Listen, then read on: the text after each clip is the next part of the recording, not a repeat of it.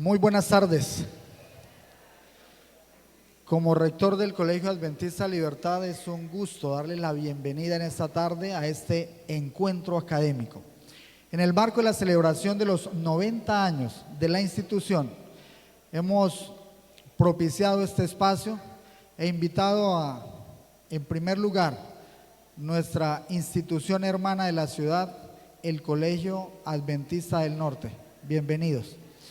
Y a partir de ahí tenemos por lo menos la representación de 20 instituciones más que están con nosotros y es un gusto tenerles. Las puertas están abiertas y esperamos que las siguientes 2 horas que está programado este encuentro realmente sea muy enriquecedor. Nos complace poner a disposición de ustedes el mostrar la filosofía de la educación adventista, que se presentará en primer lugar con 2 ponentes de alto nivel. Tenemos de la ciudad al doctor Manuel Luna Tuesta, doctor en educación. Gracias, doctor, por acompañarnos y en un momento se hará la presentación de él. Desde México tenemos al doctor Alejandro Medina Villarreal, que también en un momento se presentará con ustedes con una temática diferenciadora y que de igual forma estoy seguro que impactará nuestro quehacer pedagógico. De la ciudad de Bogotá, la doctora Janet Tinoco Macías. Agradecerle a la editorial Encuentro, porque su gerente, el licenciado Yesid Zapata, está con nosotros y propició que la doctora Janet estuviese acompañándonos en este valioso encuentro académico. Para todos, siéntanse a gusto, esta es su casa, Dios me les siga bendiciendo y que aprovechemos al máximo este evento académico en el marco del aniversario del Colegio Adventista Libertad.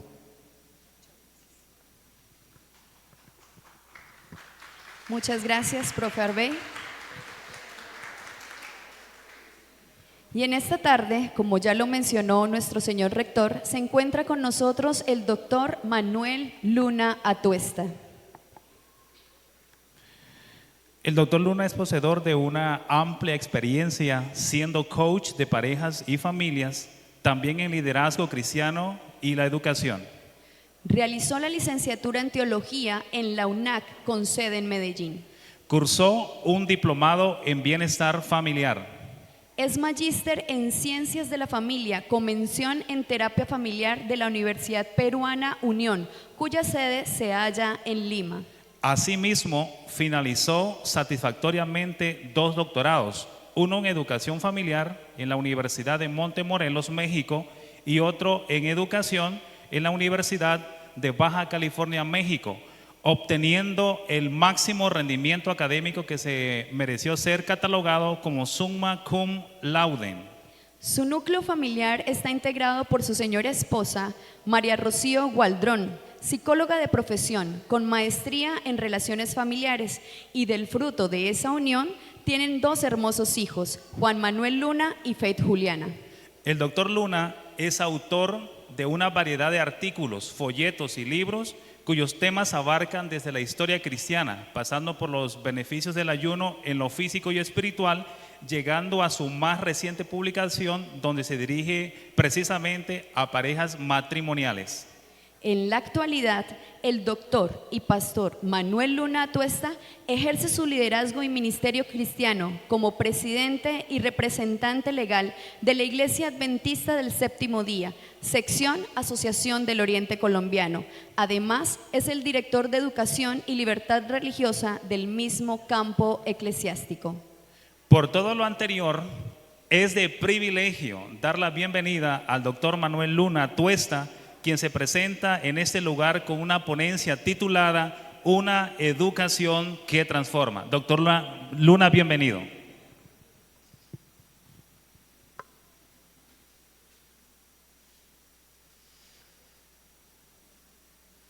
A los presentadores, muchas gracias. Muy buenas tardes para todos. Me alegra saludarles. Gracias por venir. y a quienes están en la mesa principal también decirles gracias por estar aquí con nosotros. Nos alegra que ustedes hagan parte de esta casa de estudios. Y esta tarde quiero presentar a ustedes justamente este tema titulado Una educación que transforma. Y quiero hacerlo en el marco de esta premisa. Esta premisa nos dice que Dios creó a los seres humanos perfectos, a su propia imagen, con la capacidad de pensar, decidir y actuar. Esa es la premisa que estamos poniendo para desarrollar esta ponencia. Nosotros creemos en el diseño inteligente. Hay un diseñador como tal. Y los seres humanos hacemos parte de ese diseño. Y fuimos creados a la imagen de Dios con esa capacidad de pensar, decidir y actuar. En ese mismo marco y con esa misma premisa, enlazamos esto con esta filosofía.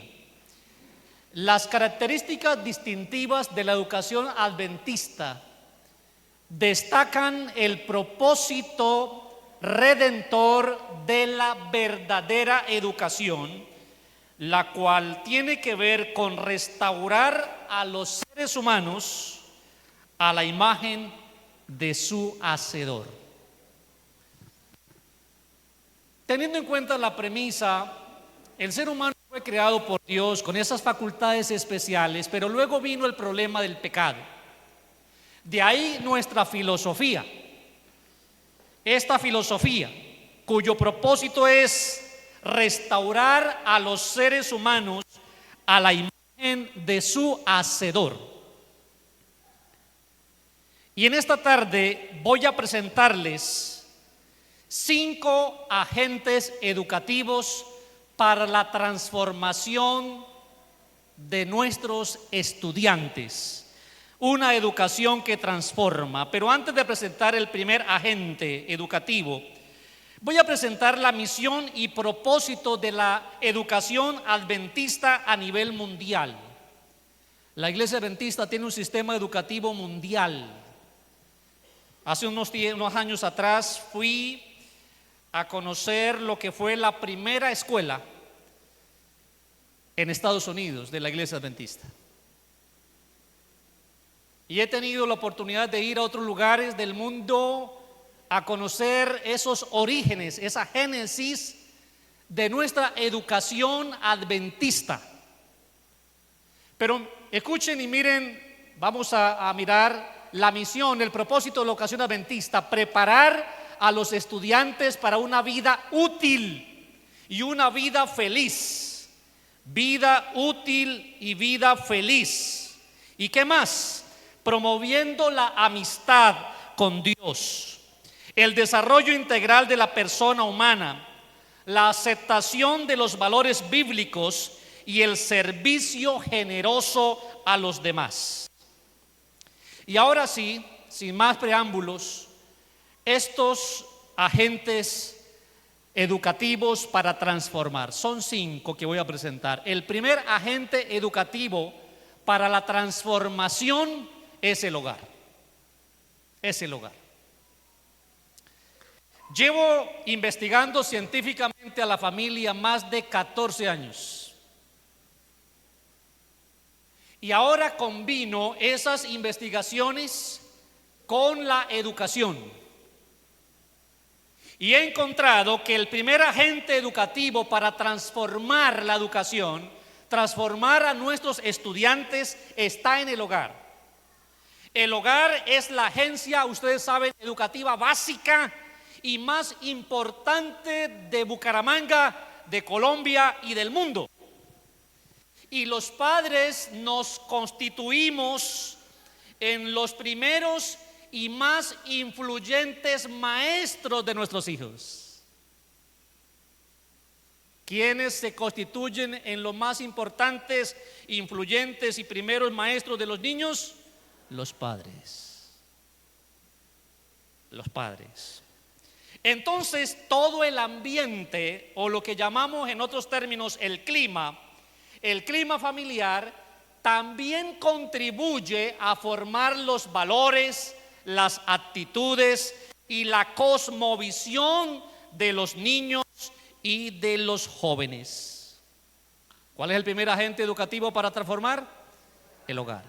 Tenemos que pensar cómo está el hogar. Soy un verdadero maestro, estoy influyendo, y de qué manera estoy haciendo esa influencia en mis hijos. El segundo agente educativo que encontramos es la iglesia local. La iglesia local, la importancia de una iglesia donde congregarnos, donde reunirnos. Y nosotros tenemos iglesias en cualquier parte del mundo. La iglesia local desempeña un papel importante en la tarea educativa que se extiende a lo largo de toda la vida humana.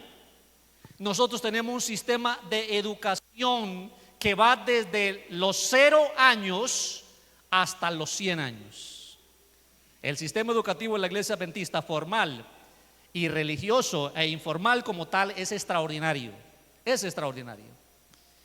Entonces la congregación ofrece un ambiente de aceptación al niño y de amor a la persona que se integran allí a esa iglesia, transformándolos en discípulos de Cristo.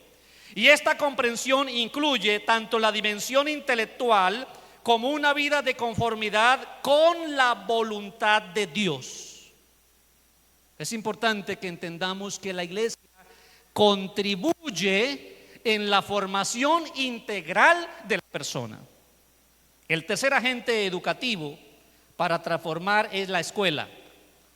Y lo menciono en términos generales a nivel internacional. Nosotros aquí le llamamos colegio, en fin. Pero quiero usar esta tarde el término escuela, la escuela. Y cuando hablo de escuela me refiero desde lo más básico hasta lo terciario, la escuela. Entonces la escuela es un agente educativo también para transformar.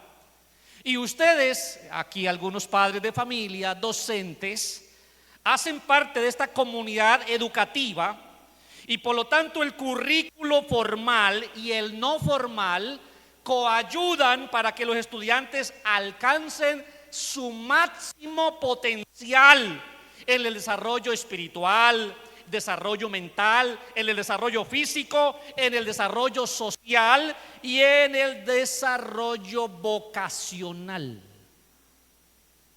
Miren cómo la escuela contribuye como un agente educativo para la transformación, en el que el educador, ustedes, educadores cristianos, actúan en el aula, escuchen bien, como ministros de Dios, profe Eduardo, para redimir. ¿Cómo actúan los docentes en el aula? Como ministros de Dios para redimir. Nuestros profesores tienen una filosofía de vida y una filosofía profesional un tanto diferente a la de otros docentes de otras instituciones. Y entonces allí encontramos que la mayor necesidad de los estudiantes es aceptar a Cristo como Salvador e integrar los valores que viene ahora a recibir y que le orientarán a servir al prójimo. Los estudiantes son preparados para una vida de servicio orientada hacia la familia, la iglesia, la comunidad, siendo el objetivo primordial de la labor que se realiza en la escuela, el colegio y la universidad. En cuarto lugar, el agente educativo número 4 para transformar es la iglesia mundial. La iglesia adventista del séptimo día tiene presencia a nivel mundial. Somos una iglesia de alcance mundial. Y nosotros en el sistema educativo mundial que tenemos, coayudamos con la iglesia local y con la institución y con el núcleo de la sociedad llamada familia para que esto sea posible. ¿Y cómo lo hacemos? A través de materiales escritos, a través de una filosofía para el mundo en la educación adventista, a través de evaluación periódica. En estos contextos lo conocemos como la triple A. Nosotros tenemos un equipo, un comité en diferentes áreas para evaluar instituciones como esta y muchas de nuestras instituciones, y ese comité se llama la triple A. Entonces, este agente educativo, la Iglesia Mundial, resulta ser de valiosa monta. Pero en quinto lugar, y no porque está de último es el menos, sino tal vez el más importante, el agente educativo para transformar al estudiante, a la persona, es el Espíritu Santo. Primero, porque guía a la verdad, según Jesús. Segundo, porque otorga un poder para transformar. Es un poder que es capaz de cambiar la orografía de una región y por lo tanto puede cambiar a los seres humanos, y al mismo tiempo siembra el fruto del Espíritu evidenciado en amor, gozo, paz, paciencia, benignidad, bondad, fe, mansedumbre y dominio propio. Entonces, estos agentes educativos pueden hacer su trabajo siempre y cuando los combinemos con 9 factores esenciales para esa transformación. Y no me voy a detener mucho en los 9 factores, lo voy a mencionar de manera sucinta y ustedes los van a ver allí. Esos factores esenciales son los siguientes. Primero, el estudiante. Se necesita que haya un estudiante. Lógicamente hay agentes educativos que ayudan en la transformación, pero se requiere en primer lugar un estudiante. Entonces el estudiante constituye el centro de atención de todo el esfuerzo educativo, y por lo tanto el estudiante, profesor Arbey, debe sentirse aceptado y amado. ¿Cómo debe sentirse el estudiante? Aceptado y amado. Entonces al estudiante se le debe ayudar a alcanzar su máximo potencial y a cumplir el propósito que Dios tiene para él. Y más, en segundo lugar, otro factor esencial para la transformación educativa es el profesional docente. Y aquí están en su mayoría. Los que están aquí, la mayoría son docentes. Su papel, queridos docentes, es importante y fundamental como facilitadores, como guiadores, como aquellos que permiten el pensamiento creativo del cual hablamos hoy día. El pensamiento creativo. E impulsamos el pensamiento crítico. Pero el docente debe trabajar en esa dirección. Es un facilitador, es un guía, es un modelo, y es un factor, se constituye en un factor esencial, porque él debe poseer las virtudes de un cristiano. Y ese hombre o esa mujer está en una actualización constante para ejercer su profesión de manera competente en el área que le corresponde. El tercer factor esencial es el conocimiento. Este conocimiento abarca más que el ámbito intelectual y científico. El verdadero conocimiento, queridos, incluye dimensiones cognitivas, experimentales, emocionales, relacionales, intuitivas y espirituales. No se trata que aprendan aquí algo de química, algo de matemáticas, algo de la física, del lenguaje o algunas otras cosas. Se trata que aparte de eso aprendan a manejar sus emociones, aprendan a relacionarse el uno con el otro y de la manera adecuada, aprendan a desarrollar su espiritualidad y asuntos que tienen que ver con la parte intuitiva y experimental, lo cual pues tiene que conducir a una comprensión cabal que se manifiesta en decisiones sabias y en una conducta apropiada que le haga bien a Bucaramanga, a Colombia y al mundo. Es decir, que le haga bien a nuestra sociedad. Otro factor esencial para la transformación es el currículo. Profe Eloy, el currículo debe promover la excelencia académica. Cierto, que el estudiante sepa, pueda desarrollarse como ciudadano responsable. La formación de ese ciudadano tal incluye el aprecio por la herencia cristiana, la preocupación, profe Eloy, por la justicia social y el cuidado del ambiente. La herencia cristiana, la preocupación por la justicia social y el cuidado del ambiente. Ese currículo equilibrado fomentará el desarrollo integral de la vida espiritual, intelectual, física, social y emocional, y también vocacional. Factor número 5, profes, la metodología de la instrucción. La metodología de la instrucción.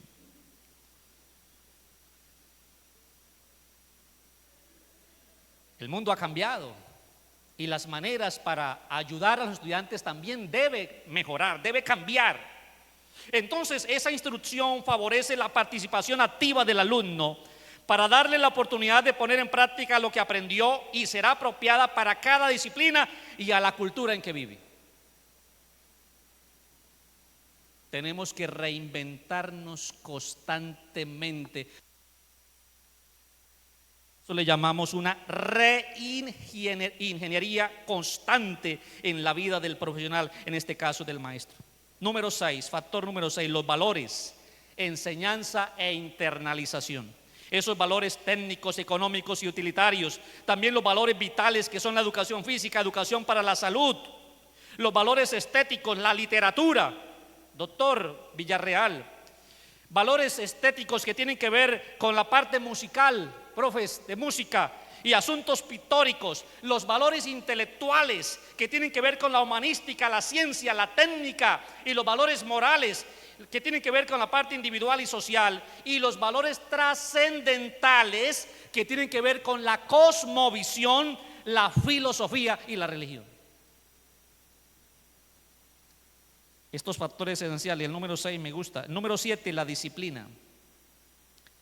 Dice la Biblia: hágase todo decentemente y con orden.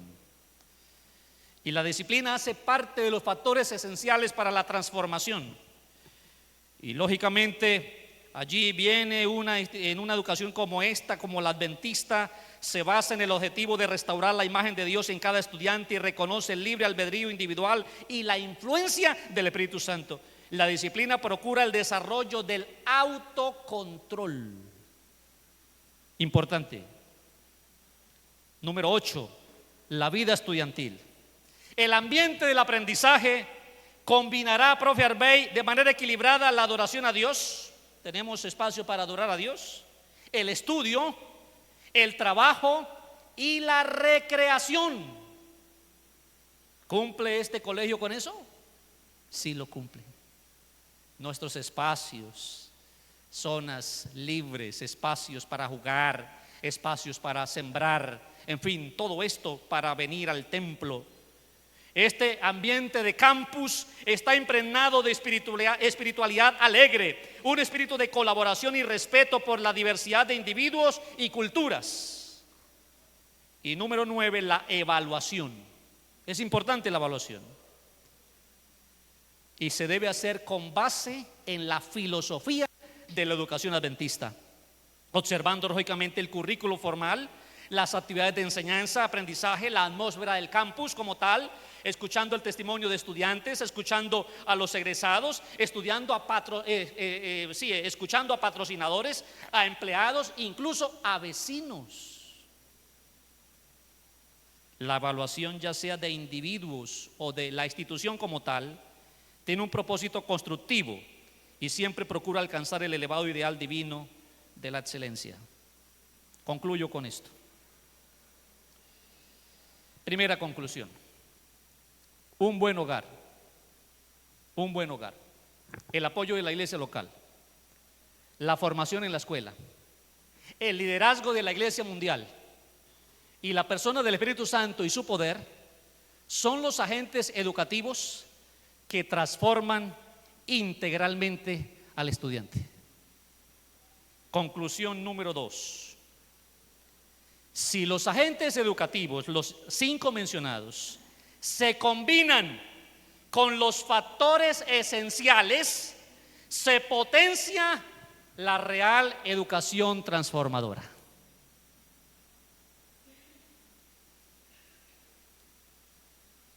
Yo creo que un ambiente como el que tenemos aquí, como el que se ve en la imagen,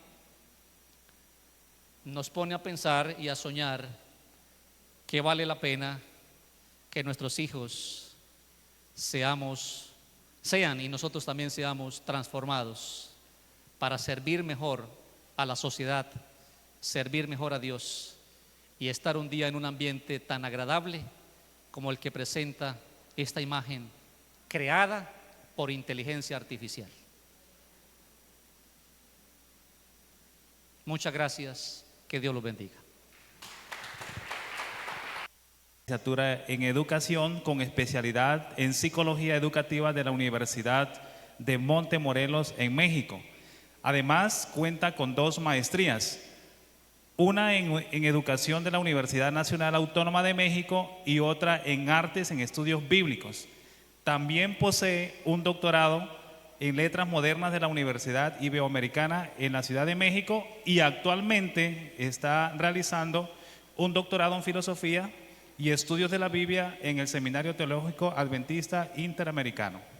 El doctor Medina es originario de Culiacán, Sinaloa, en el noreste de México, diligente para la misión de la Iglesia Adventista del Séptimo Día, desempeñándose en varias facetas tales como pastor de iglesia, autor de diversos libros y artículos, maestro y editor para la Agencia de Publicaciones de México Central y la editorial Safelis en España. Entre los temas que le apasiona al doctor Medina se encuentra el interés que posee en identificar y ser apoyo en las diversas dificultades que enfrentan los jóvenes en los momentos cruciales de sus vidas. Por lo anterior, es menester mencionar que entre sus libros publicados se encuentran varios títulos dirigidos a la población juvenil.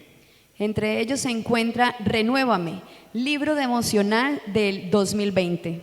Lealtad sin condiciones es un libro enfocado en el joven universitario. El chico de las fiestas, el libro más leído en Interamérica. Y Vencer en tierra de gigantes, quien lo dedica a su tía, la señora Ninfa Villarreal. En el ámbito personal, el doctor Medina está unido a un matrimonio con la señora Claudia Gabriela Hernández Salazar y producto de ese amor tienen 2 hijas, Lisette y Alejandra Medina.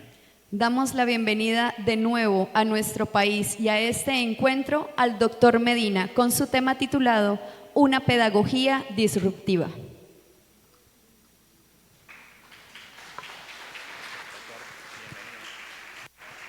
Muchas gracias. Buenos días, buenas tardes a todos aquí en Colombia. Me encanta venir a Colombia, tienen ustedes un país lindísimo y cada que vengo se parece mucho al mío. Es un ambiente bastante agradable para mí, venir a un sitio de gente preocupada por la literatura. Yo amo la literatura y un maestro que no ama la literatura, pues no sé qué hace en un aula, ¿no? Bueno, yo voy a hablar acerca de la educación disruptiva y voy a hablar de Jesús, pero desde la perspectiva académica. Jesús puede hablar uno desde muchas perspectivas, incluyendo el fanatismo. Pero,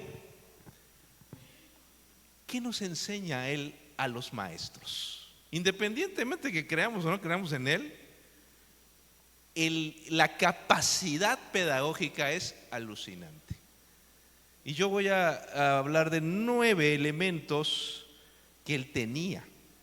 Y el primero de ellos, que se desprende de sus enseñanzas, es que un maestro debe observar a los alumnos con mucha atención. ¿Cuál es el primer paso del método científico, maestros? Hombre, si no observamos a los alumnos estamos perdidos. Estamos perdidos. Y fíjese lo que dice el Evangelio de Mateo capítulo 14, versículo 23 al 25. Dice lo siguiente: después de despedir a la multitud, subió al monte a orar aparte. Y cuando llegó la noche estaba allí solo. Ya la barca estaba en medio del mar, azotada por las olas porque el viento era contrario. Pero a la cuarta vigilia de la noche Jesús fue a ellos andando sobre el mar. Ese relato de que Jesús camina sobre el mar, en realidad viene de que Él los está observando cómo se van peleando en la barca.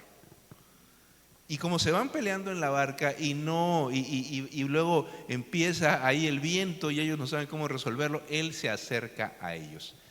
En ningún momento los pierde de vista. Un buen maestro tiene que observar a sus alumnos. Yo también soy, al día de hoy yo soy maestro de redacción en una secundaria. Hola, soy profesor de redacción de la secundaria adventista de la Ciudad de México. También lo pedí porque me encanta enseñar. Y les he dicho a los estudiantes, secundaria, ¿aquí también le llaman secundaria? Sí. Los voy a tratar como genios, porque de aquí va a salir un escritor sí o sí. De aquí sale un escritor sí o sí. Toda la semana les pongo ejercicios para que empiecen a escribir 500, unas cuartillas de 500 palabras. Ejercicios, y tú los ves y los observas.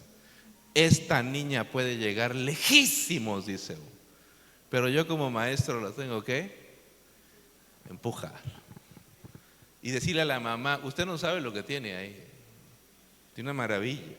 Recuerdo que alguna vez pasé una temporada en Madrid y había un niño que era una barbaridad. Tenía una capacidad de actuar impresionante. Y a mí me gusta escribir guiones de teatro, aquí donde me ven. Y me escribí un guión. El niño fue una maravilla actuar. Un mozalbete de 10 años. Y le dije a la mamá: este niño puede ser un gran orador. Préstemelo para que abra en la iglesia. El niño rumano, de origen rumano.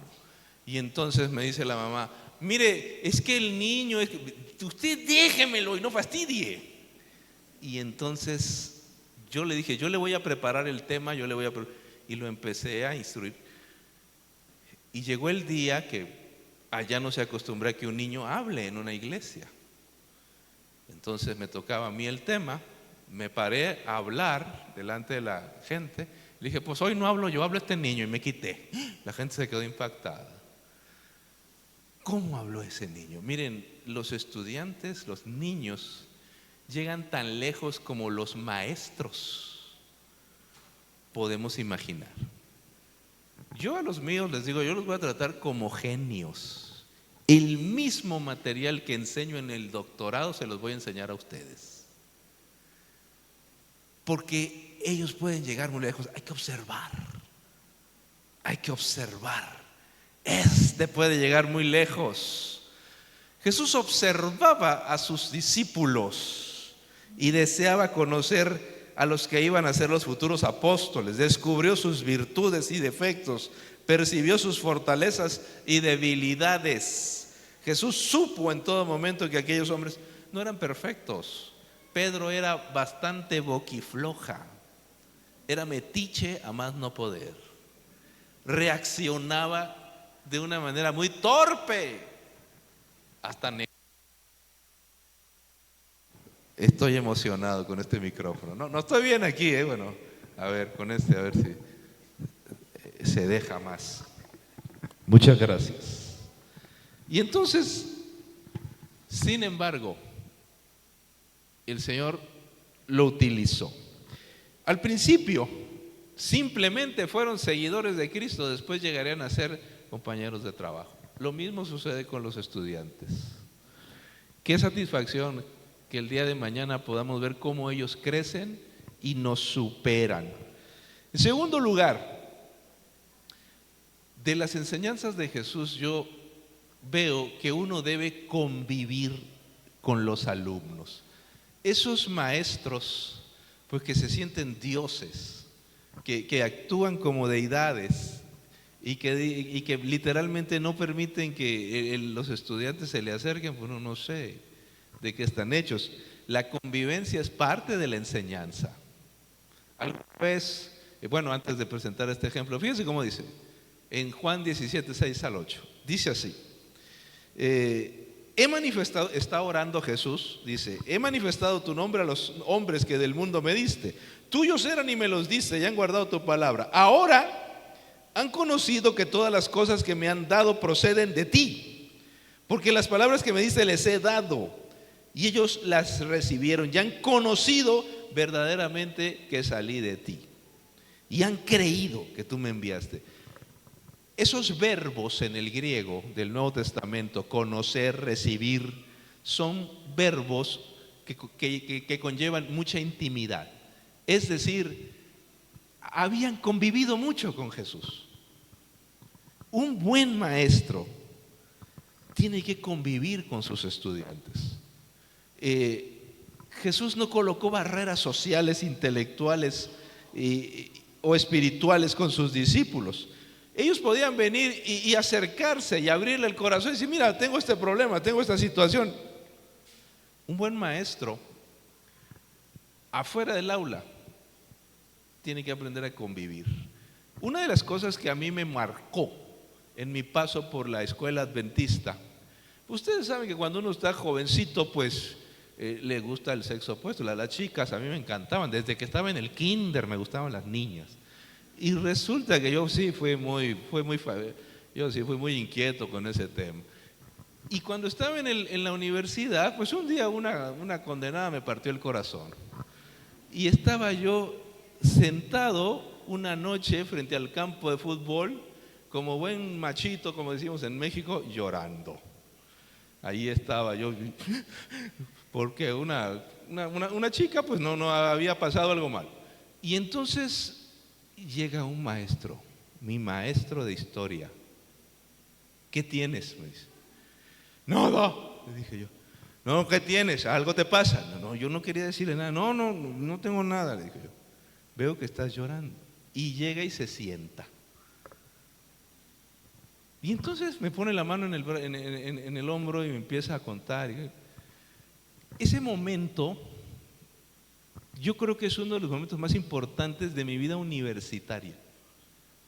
No el aula, no las fechas históricas, que ya se me olvidaron, sino la convivencia.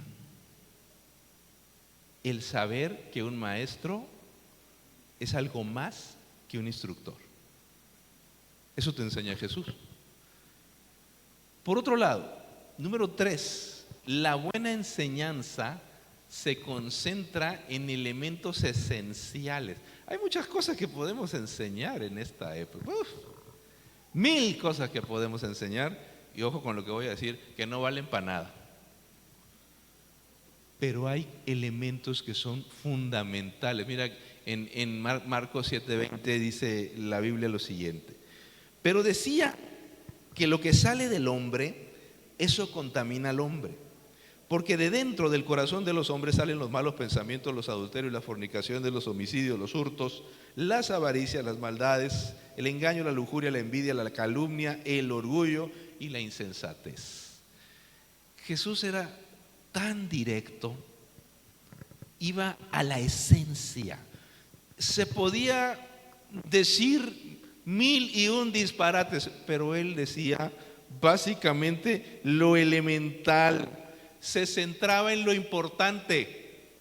Es imposible a veces decir todo lo que hay en un curso.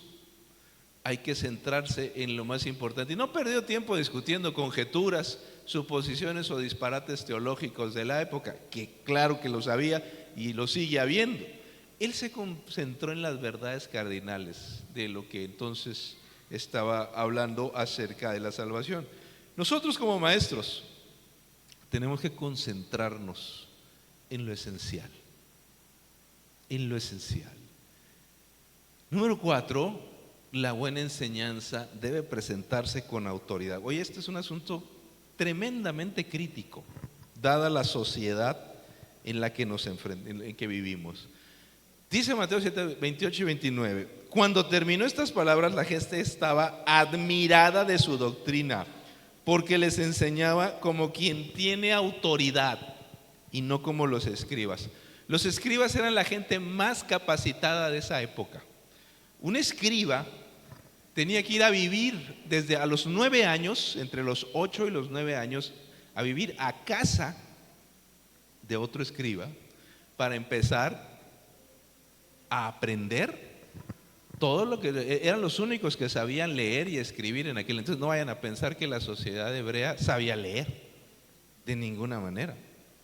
Solamente los reyes, solamente los escribas, los fariseos y unos cuantos sabían leer y escribir. Y ellos eran los maestros del pueblo, pero dice la Biblia que no sabían enseñar, a pesar de que tenían conocimiento, porque no enseñaban con autoridad. La palabra que es griega que se traduce por autoridad es exusía, y exusía se puede traducir como poder, se puede traducir como autoridad. Es decir, no tenían fuerza, no tenían poder, no tenían autoridad a la hora de enseñar. Un buen maestro necesita autoridad, necesita poder, necesita entusiasmo. Jesús enseñaba con autoridad, seguridad, no sembrando el pánico, la incertidumbre y la dependencia malsana entre sus estudiantes, como los fariseos. Los fariseos se dedicaban a espantar gente, a sembrar dudas, a vivir con incertidumbre. Eso no hace un buen maestro. Un buen maestro no llega al aula a sembrar el terror entre los estudiantes y a decir, el que no haga esto no va a aprobar. ¿Qué es eso? Presentaba sus ideas de manera sencilla, no llenando la mente de la gente con ideas confusas. ¿Qué quiso decir? No sé. Miren, un día en Argentina, y esto es muy importante para los maestros, yo escuché a un gran líder que decía, me estábamos comiendo ahí en un lugar, ya se me olvidó cómo se llama, el Puerto Madero, muy, muy bonito, y decía, che, me dijo, no es como uno dice, sino como el otro entiende.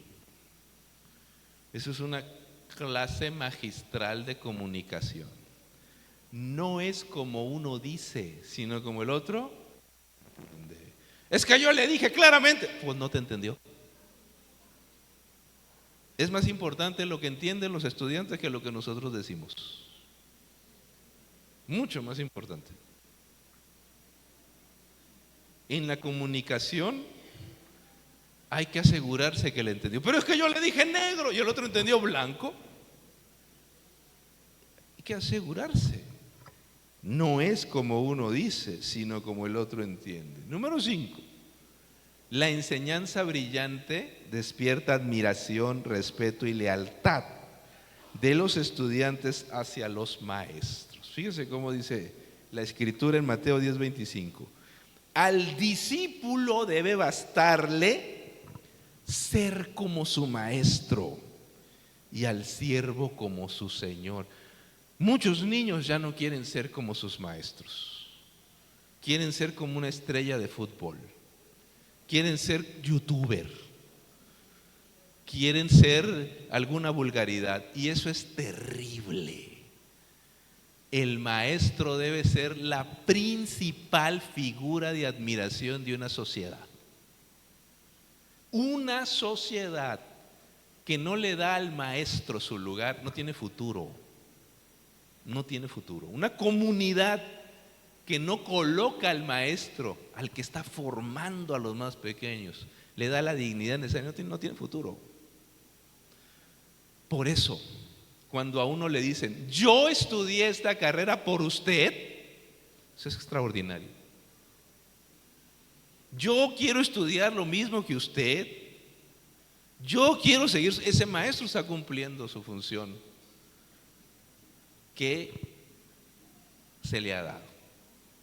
Los niños quieren querer ser como los maestros. Por eso los maestros debemos ser ejemplo, desde la forma en la que estamos vestidos, la forma en la que hablamos, la forma en la que nos comportamos, y no andar con vulgaridades y ejemplos grotescos.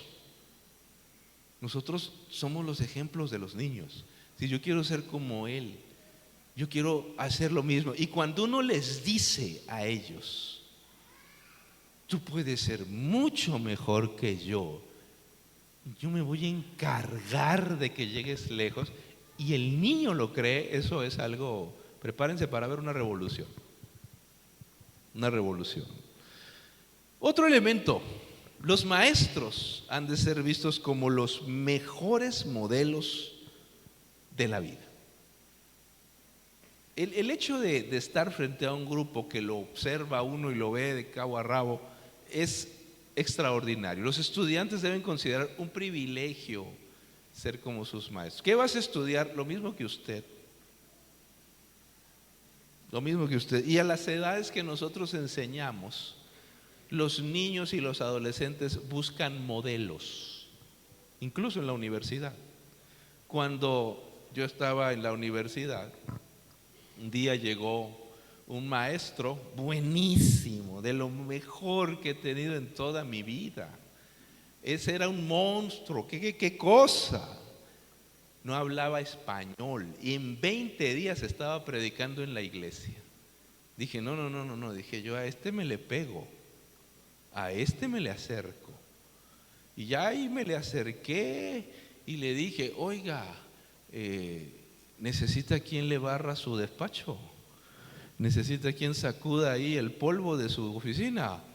Yo le puedo sacudir, le puedo barrer y le puedo traducir del inglés al español y del español al inglés, y no le voy a cobrar. Contratado, me dice. Yo lo que quería estar adentro del despacho. Ya cuando entré al despacho, entonces le dije al profesor, oiga, ¿cómo compra usted sus libros? Oh, me dice, yo te puedo enseñar cómo comprar libro. Eso nadie te lo enseña en la vida. Oiga, ¿cómo consiguió usted sus becas? Oh, yo te puedo enseñar cómo conseguir beca. Yo he estado becado, licenciatura, maestría y doctorado por él. Digo, no porque él me la dio, sino que me dijo cómo. Oiga, ¿cómo aprende los idiomas? Oh, yo te voy a enseñar cómo aprender el idioma, me dice. Eso nadie te lo enseña en la vida. Oiga, ¿cómo se escribe una tesis doctoral? Oh, yo te voy a enseñar cómo escribir. Allá adentro aprendí más que en el aula. Y entonces un día le pregunté, ¿cómo consigo una novia? Oh, te voy a enseñar cómo conseguir chica, me dice. Que hasta eso saben los condenados, ¿eh? Por eso no se consigue de manera gratuita. Es fruto del esfuerzo, del trabajo de un maestro profesional. Número 6, los maestros no han de ser vistos como enemigos, sino como una influencia positiva en la vida, positiva. Fíjese cómo dice el Evangelio, Mateo 12:25, en la nueva versión internacional. Jesús conocía sus pensamientos y les dijo: todo reino dividido contra sí mismo quedará asolado. Esta es una lección de vida, ¿eh? Todo reino, toda aula, me atrevo a parafrasear, toda aula dividida contra sí misma no dura. Tiene que haber unidad en un aula, en una familia, en una escuela, en un equipo de trabajo. Tiene que haber unidad. Toda ciudad o familia dividida contra sí misma no se mantendrá en pie. Así que dice la Escritura que el vínculo maestro-alumno es fundamental para enseñar el proceso enseñanza-aprendizaje. Y aprender no consiste en pelearse con el maestro. El otro no es mi enemigo, que lo que trata, voy a ver cómo lo fastidio o cómo le gano. No, ¿qué es eso? El aula no debiera estar dividida, sino funcionar en medio de una armonía que permite una buena comunicación y diálogo. Un estudiante que ve al maestro como enemigo está malentendiendo proceso de enseñanza-aprendizaje y viceversa. El maestro no los debe ver como enemigos. Número 7, es muy importante ilustrar lo que se pretende enseñar. Los maestros tenemos que aprender a ilustrar. Fíjese cómo dice Mateo 13:34. Todo esto les habló Jesús por medio de parábolas, por parábolas a la gente. Sin parábolas no les hablaba. La parábola es un elemento literario, un uso extraordinario. Y tiene la maravilla, la parábola, que no pasa de moda, que se adapta a la vida de la gente. Y la gente la enriquece. Hoy la seguimos leyendo y nos seguimos maravillando. El caso es que Jesús utilizó ilustraciones. Un maestro debe aprender a ilustrar sus enseñanzas. Las matemáticas se enseñan mejor cuando se ilustran con elementos de la vida práctica. La historia, las ciencias sociales tienen muchas formas de ilustrarse y se ilustran mejor cuando uno habla de temas que les interesan, sobre todo en el caso de los adolescentes. Les encanta que les hablen del amor, les encanta que tú les hables del amor y ahí lo vas a tener escuchando, de la amistad, de los estudios a futuro, de los deportes. Yo hablo mucho de deportes cuando estoy entre los estudiantes. Conozco la historia de los mundiales de fútbol, conozco la historia de las olimpiadas, conozco el baloncesto y les hablo de temas de baloncesto. Porque, ¿qué sabes tú de baloncesto? Es que me gusta. No, pero tú no sabes cómo llegó este jugador a ser grande. Yo te voy a explicar. El otro día dando mi clase, las niñas dijeron: queremos que nos hable de Taylor Swift. Muy bien, yo les voy a hablar de Taylor Swift y vamos a ver por qué tiene tanto éxito. Me preparé una clase, estaban atentos por las ilustraciones, dinero y por supuesto ejemplos actuales que les llaman la atención. Número 8, un maestro ha de desafiar a sus alumnos para llegar lejos. Fíjese cómo hace a Jesús. De cierto os digo que si tenéis fe y no dudáis, no solo haréis esto de la higuera, sino a este monte le decís: quítate y arrójate al mar, será hecho. Todo lo que pidáis en oración, creyendo, lo recibiréis. Eso es un desafío. Jesús desafió a sus alumnos. Tú tienes que desafiar a tus alumnos a hacer cosas que nadie ha hecho. Ellos te van a decir: no puedo. Sí puedes, sí puedes. Es que no sé, no me sale, no tengo tiempo. No me importa, lo vas a hacer y yo te voy a ayudar. Es decir, hay que desafiarlos a hacer algo extraordinario y pues hay que abrirles el panorama de posibilidades y decirles: ¿no te gustaría estudiar en Europa? ¿No te gustaría irte a los Estados Unidos? ¿No te gustaría ir a Harvard? Es más fácil ir a Harvard desde Colombia que estando en Estados Unidos. Yo conozco el camino. ¿Tú lo sabes? No, te dice el mocoso. Yo sí sé cómo es. Es más fácil ir desde Colombia a Harvard que estando y siendo ciudadano de los Estados Unidos. Y tú lo puedes lograr. Así que hay que desafiarlos y estimularlos a intentar grandes proyectos. A una niña de secundaria en la Ciudad de México, bachillerato en la Ciudad de México, el profesor les dijo: ustedes van a escribir un libro. Y todos se entusiasmaron y ella escribió su libro. Entonces yo era el editor de allá en una editorial mexicana de la iglesia y le dije: ¿quién escribió esto? Tal niña, vamos a publicarlo. Y estando en bachillerato, la chica publicó su primer libro. Pero detrás de todo eso estuvo el profesor atrevido, que desafió a los estudiantes. Desafíalos, llénalos de confianza para ir en pos de sus sueños. El otro día yo le pregunté a mis alumnos, ¿qué quieres ser? Y uno de los niños dijo, yo quiero ser futbolista. Está bien, no es ningún pecado, tú quieres ser eso, pero pues eso tiene un precio y tienes que ir en pos de tus sueños. Y ayúdales a creer que sí se pueden cumplir las metas. Y finalmente, el maestro debe estimular la participación de los estudiantes. Me encanta esta parte de Jesús está hablando con los discípulos. Dice, al llegar Jesús a la región de Cesarea de Filipo, preguntó a sus discípulos diciendo, ¿quién dicen los hombres que es el Hijo del Hombre? Fíjense, le pregunta a los discípulos para que participen. Quiere que participe. Y empiezan ellos a decir, unos Juan el Bautista, otros Elías, otros Jeremías o alguno de los profetas. Él les preguntó, ¿y vosotros? ¿Quién decís que soy yo? Y Pedro dijo, tú eres el Cristo, el Hijo de Dios viviente. Eso se llama participación.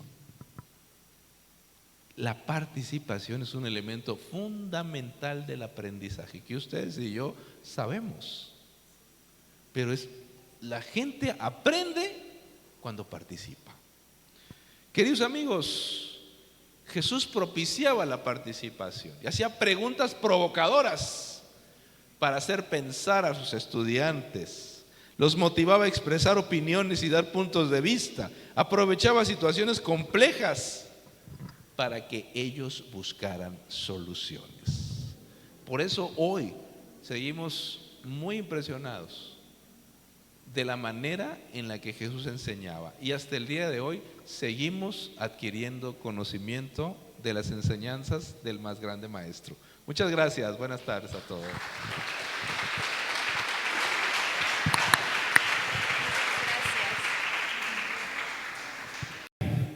Y a continuación nos permitimos presentar a la doctora Janet Tinoco Macías, quien ha realizado una maestría en investigación social interdisciplinaria. La doctora también es neuropsicóloga con especialidad en habilidades escolares y desarrollo de la cognición. Es especialista en gestión de calidad y administración educativa en modelo europeo. Candidata a magíster en neuropsicología clínica, psicoterapia y deterioros cognitivos. Posee un diploma en resolución de conflictos, inclusión educativa, cerebro emocional en el lenguaje, neurodidáctica, neuropsicología clínica con certificación en evaluación neuropsicológica. Ella es autora de 2 obras de literatura infantil y juvenil en Colombia, con abordaje en desarrollo de competencias socioemocionales de niños, niñas y jóvenes. En el 2012 fue jurado internacional en la selección de artículos de investigación social y de proyectos vinculados al desarrollo de competencias socioemocionales de la revista pedagógica Silogismo, medio de comunicación internacional para la Corporación Internacional del Desarrollo Educativo en México y Colombia.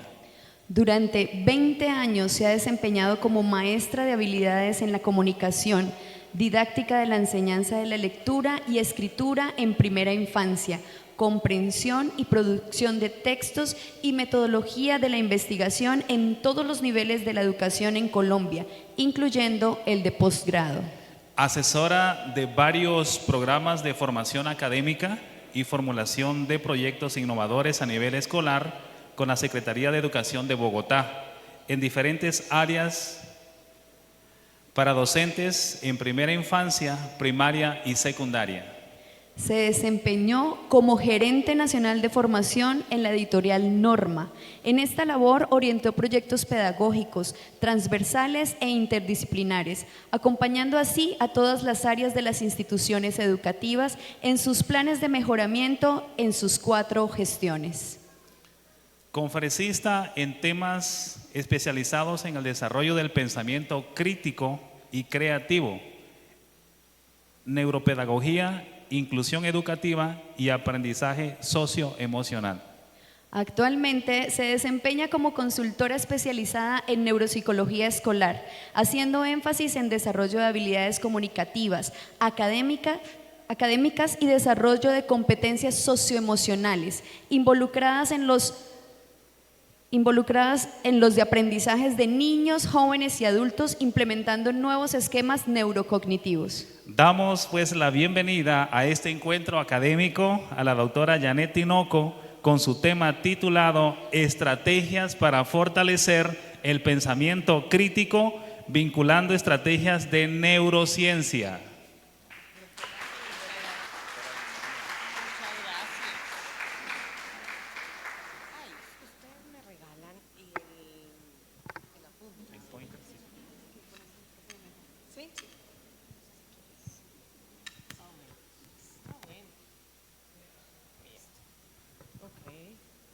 Muchas gracias. Este sí no lo apago fácilmente, ¿verdad? Muy buenas tardes. Gusto en saludarlos. Algunas caritas por ahí muy conocidas. Como siempre, es un placer para mí poder venir a la ciudad bonita. El día de hoy, pues, en compañía de los doctores, muchas gracias por sus aportes, pues vengo a compartir con ustedes este tema que me parece significativo y relevante. ¿Cómo podemos desarrollar, o más bien, cómo podemos fortalecer el pensamiento crítico desde los más pequeños hasta los más grandes, vinculando estrategias de neurociencia? Para eso nos vamos a centrar un poquito en conocimientos básicos que debemos tener sobre cómo funciona el órgano que da vueltas ahí en la pantalla, que es el cerebro. ¿Qué necesitamos específicamente estimular? ¿Qué áreas y cómo podemos hacerlo para que podamos generar un proceso de transformación? Para eso los quiero invitar a ver un corto video del doctor Francisco Mora, uno de los neurocientíficos que ha trabajado todos los procesos de neuroeducación en la última década. Digamos que para el habla hispana es un referente muy importante. En no mucho, intentar enseñar sin conocer cómo funciona el cerebro será algo así como intentar diseñar un guante sin nunca antes haber visto una mano.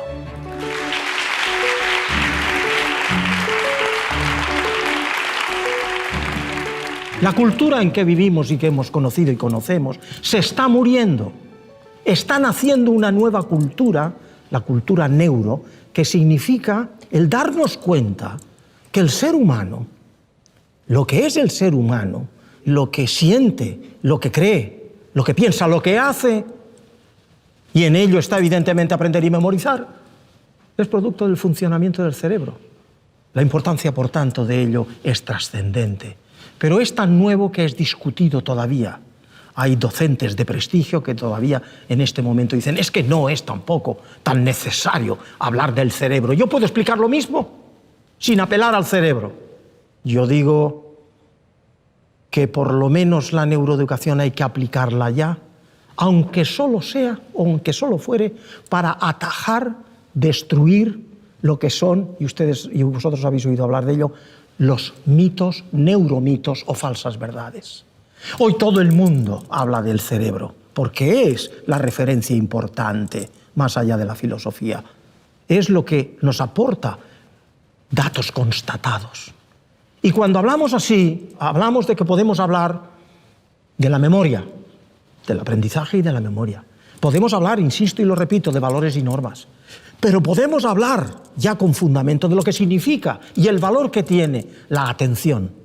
Por ejemplo, el ejemplo más paradigmático del valor que puede tener la neuroeducación es para habernos dado cuenta en un tema tan debatido como es ¿cuándo comienza un niño a leer? ¿A los 3 años? Evidentemente no. ¿El niño que sin embargo tarda hasta los 7 años? Evidentemente no. Se estima por observación que el niño en general de un colegio a los 5 años, 6 años ya está listo para aprender a leer. Pero no todos. ¿En qué se fundamenta ahora que la neuroeducación pueda decir algo? En que sabemos que áreas fundamentales del cerebro, como es el área 23 y 44, en fin, áreas de Brodmann, ciertas áreas del cerebro, la corteza parietal posterior y la temporal superior, hay ahí un área en donde la esencia de la lectura está en transformar el grafema en fonema. Si eso no ocurre, se lee muy mal o cuesta mucho. O hay que acudir a expandir los circuitos en otras áreas que cuesta sangre, que quiere decir castigo, quiere decir desazón, quiere decir malestar del niño al aprender. Y aprender algo, si hay que aprenderlo bien, hay que hacerlo con alegría. ¿Qué es cuando se aprende? Es cuando te da gusto. Eso se logra en la lectura a partir de los 6-7 años. ¿Por qué? Porque esas áreas ya sabemos ahora que han terminado de formarse los circuitos sinápticos y además aislar los axones con mielina para que la información vaya con nitidez. Enseña a un niño de 7 años a leer y te lo hace en 3 semanas. Frente al niño que sí tiene y no está preparado porque tiene inmaduras esas áreas a los 4, no solo hay que castigarlo, es que hay que atacarlo en el sentido de venga que no tal. Y esto ha presentado siempre problemas muy grandes. ¿Por qué el niño de 4 o 5 años de mi vecina sí ha aprendido a leer y en mi mismo colegio el mío no? ¿Es que el mío es más tonto o es que el maestro es tonto? Pues no, se puede deber, y de hecho es cuando ocurre normalmente, a que esas áreas no están maduras en uno y en el otro sí. Esa es la versatilidad y la división. Eso es lo que como ejemplo pongo para decir que neuroeducación es importante que comencemos. Neuroeducación. Principios básicos para poder potenciar el pensamiento crítico. Desde neurociencia les presento la pirámide atencional de los señores Solver y Mater. Esta pirámide nos indica una ruta que puede apoyar una secuencia de clase o los momentos de la clase. El doctor en su ponencia anterior decía, hay que prestarle atención a los alumnos. Y en ese ejercicio de prestar atención a los alumnos, sería muy interesante que pudiésemos aplicar esta ruta. Esta ruta nos permite interactuar con el conocimiento. ¿Cómo funciona? Lo primero que dice es, y es algo que por ejemplo los neuropsicólogos, y sé que me acompañan acá, muchos referentes que dicen, hay que remitirlo a neuropsicología, hay que hacer una remisión externa porque a este estudiante algo le pasa. Un ejemplo. ¿Qué hacemos en neuropsicología o en el sector clínico? Pues lo primero que uno diría es, hay que evaluar algo que se llama dispositivos básicos de aprendizaje, siendo la atención uno de los elementos más importantes para el desarrollo, ¿sí?, en el procesamiento de la información. ¿Cómo dice neurociencia que deberíamos empezar una clase? Lo primero que dice es, usted garantice una plataforma que genere una estabilidad en la curva de aprendizaje.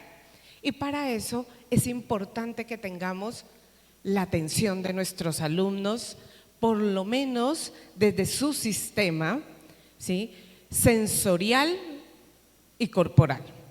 ¿Cómo funciona esto? En este momento yo les voy a pedir el favor que todos hagan el siguiente ejercicio. Echen los hombros hacia atrás, hagan 3 círculos, traten de sentarse lo más derechos posibles, ¿sí? Cierren los ojos y ustedes sigan mi voz. Cierren todos los ojos y vamos a hacer algo que se llama triángulo respiratorio. Y ya les voy a decir de qué se trata. Entonces ustedes con los ojos cerrados, Janet va a contar de 3 en 3. Los primeros 3 el primer conteo del 1 al 3, ustedes ingresan aire a sus pulmones por la nariz.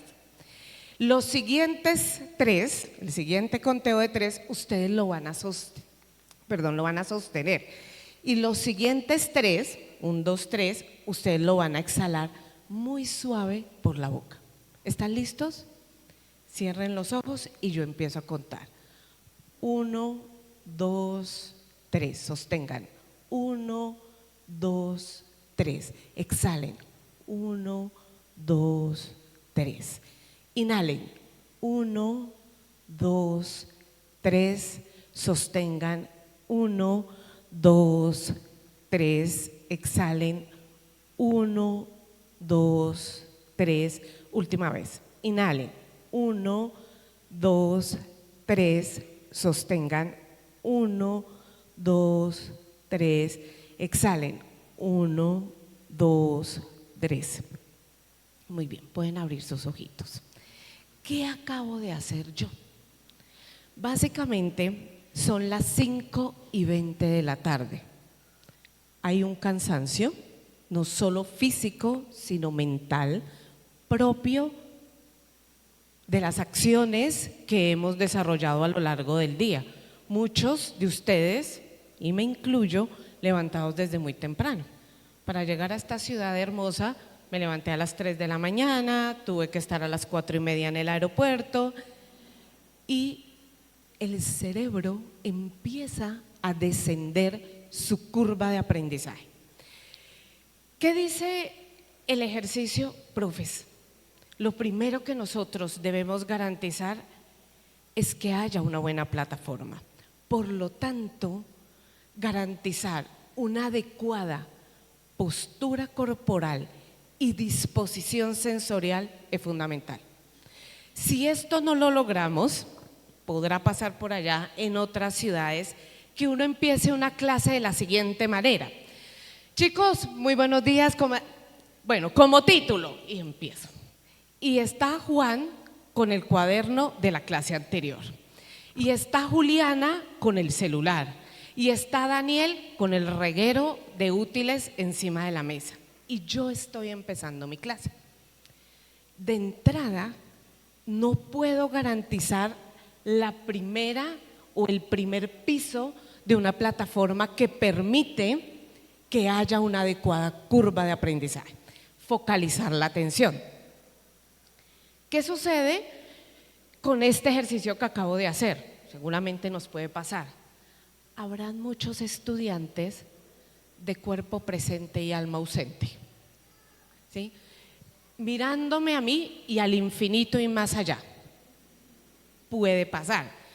Pero, aunque el estudiante esté seguramente pensando en lo que se va a comer a la hora del descanso, habrán otros que no, pero por lo menos voy a garantizar que este no interrumpa el trabajo del otro, la concentración que tiene el otro.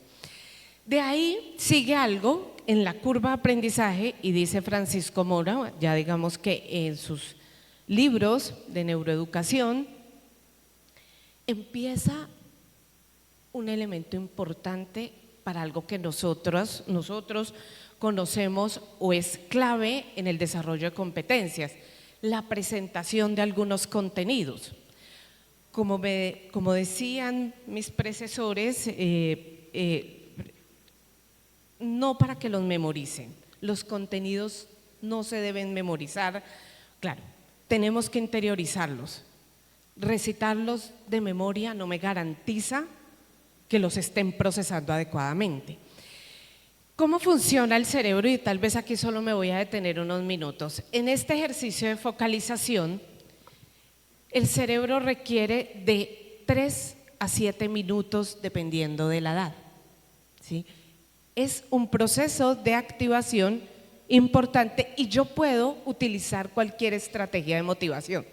Desde hacer una pausa activa de oxigenación, como la acabo de hacer con ustedes, o hacer una dinámica, o desarrollar alguna estrategia pues, que los conecte con esa disposición. Siguiente, atención sostenida. Se dice dentro de la teoría y claramente en los procesos de rehabilitación que los siguientes minutos posteriores a que un estudiante esté con buena integración sensorial tiene la mayor capacidad de absorber un contenido. Esto sucede, teniendo en cuenta la edad, en un promedio entre 7 y 15 minutos. Esos minutos en neurociencia se llaman los minutos de gloria, porque es ahí donde yo puedo aprovechar a desarrollar o a trabajar una serie de contenidos. Por eso se llama atención sostenida. Algunos diagnósticos o algunas dificultades pueden empezar a interferir en este piso de la pirámide. Pero es importante, ¿sí?, que nosotros ahí podamos establecer un proceso inicial de trabajar los contenidos. Siguiente, selección. Es cuando yo empiezo a determinar qué es importante que mi estudiante aprenda. Que podamos almacenar toda la información que hemos visto a lo largo de este encuentro, no. No es posible. No, o sea, no existe manera, no hay hipocampo tan grande, ¿sí? Pero sí tengo la capacidad de extraer lo que yo considero es relevante para mi trabajo, ¿sí? Yo puedo escoger, me puedo identificar mejor con algunos puntos, ¿sí?, que con otros, porque los considero relevantes, los considero significativos. Bien. Alternante y dividida, si nos da ahora el tiempo, alcanzaremos a hablar, pero particularmente una secuencia o momentos de la clase se mueven en estos 3 pisos de la pirámide. ¿Cuál sería, sí, el punto de partida específicamente en el cerebro? ¿Sí? ¿Qué nos dice? Dentro de este punto, ¿cómo empezamos a fortalecer realmente lo que es una capacidad lectora? Decodificar no significa que yo esté comprendiendo. Yo no sé si a ustedes les ha pasado que invitamos o convocamos a muchos estudiantes, bueno, ahora vas a leer tú, ahora vas a leer tú. Y cuando uno y hay niños que leen muy bien, pero cuando uno les pregunta de qué se trata, se le hacen a uno una cara como así, ¿sí?, como si le estuviera uno hablando en griego. ¿Por qué razón? Porque yo puedo hacer un ejercicio fluido de decodificación, pero no de comprensión. Claro, está dentro de la ruta, pero no me garantiza. Y aquí es donde vienen elementos muy importantes que deberíamos básicamente conocer. De las estructuras que habla el doctor Francisco, dice, hay 3 fundamentales.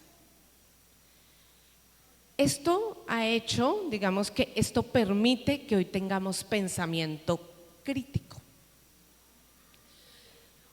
¿Los animales tienen, los mamíferos tienen cerebro? ¿Ustedes qué me dicen? Claro que sí. ¿Cuál ha sido la diferencia?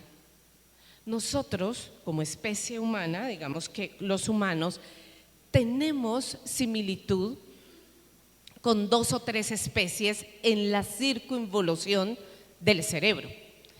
Pero lo que ha garantizado que podamos desarrollar un pensamiento y un lenguaje articulado es precisamente esta ruta.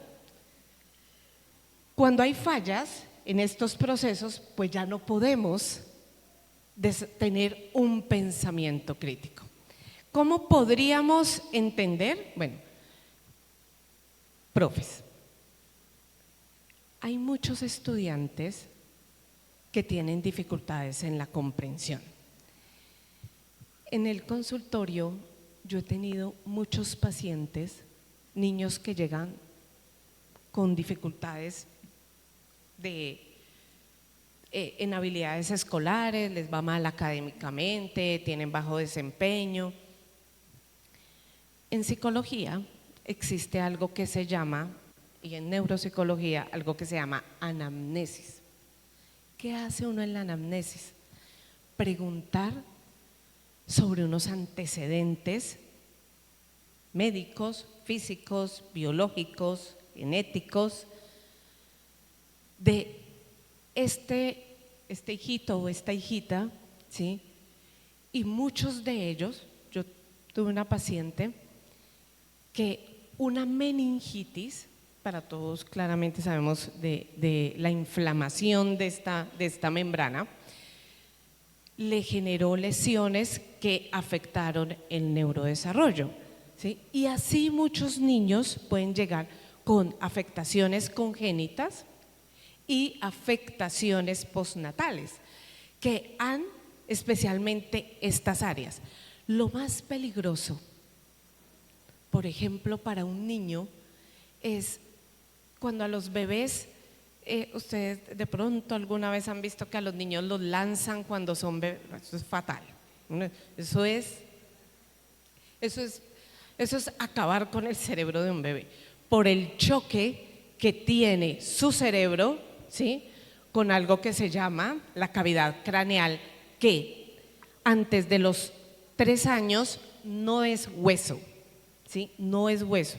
Por eso cuando los niños son recién nacidos, y esto aquí la fontanela, y yo siempre lo digo en mis charlas, es que le decimos la molleja. No, ninguna molleja, es fontanela. Aquí está el cuerpo calloso. Y esto, hay una formación de tejido cartilaginoso que se va haciendo hueso. Hoy, cuando mis compañeritos estaban haciendo lectura, en efecto, estoy próxima a graduarme de mi tercera maestría en deterioros cognitivos. Cuando llega el Alzheimer, el Parkinson y otras, el deterioro cognitivo, pues aquí veo unas caritas muy jóvenes, ¿no? Pero yo voy a decirles que el deterioro cognitivo empieza mucho antes de lo que nos imaginamos. No nos decimos por ahí a los 70, no. El deterioro cognitivo empieza a los 40. Pero no es que estemos mal, o sea, no es que estemos del otro lado, ¿no? En la realidad, no, el deterioro. Empezamos a veces con unas faltas de memoria, algo así como, ¿dónde fue que dejé las llaves? Y claro, ahí,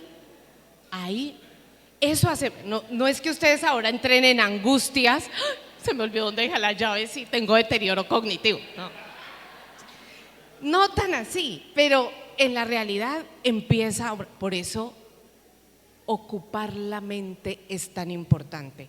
Hoy, profes, tristemente, y se los tengo que decir, hoy hay deterioro cognitivo prematuro propio de lo que a veces nuestros adolescentes le meten al cerebro. La información que ingresa a su cerebro genera una celeridad en el deterioro cognitivo. Bien, esto solo para hacer una referencia de este proceso. Ahora sí empecemos. ¿Cuáles son esos pasos? El proceso del pensamiento crítico realmente empieza en un recorrido madurativo a partir de los 3 años de edad, cuando empieza el segundo pico de maduración cerebral. ¿Cómo funciona? Mire, el doctor Francisco Mora en su video, y por eso quería empezar por ahí, cuando un niño no entra en un proceso alfabético, una consolidación alfabética, aclaro el término, consolidación alfabética, leer y escribir, ¿sí? ¿A qué edad un niño en teoría debería cerrar su consolidación alfabética? Cerrarlo es que lea y escriba. En el segundo pico de maduración cerebral, 7 años. Un niño que a los 7 años no esté leyendo y escribiendo, hay que atender, ¿sí? Pero en la realidad, el proceso comunicativo no empieza ni a los 5, empieza antes. Cuando empezamos a madurar ciertas áreas del cerebro. Para eso, porque es que al final damos significado.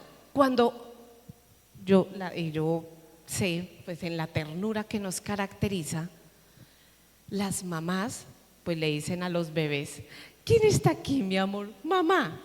Bien, muy tierna. El niño no entiende que es mamá.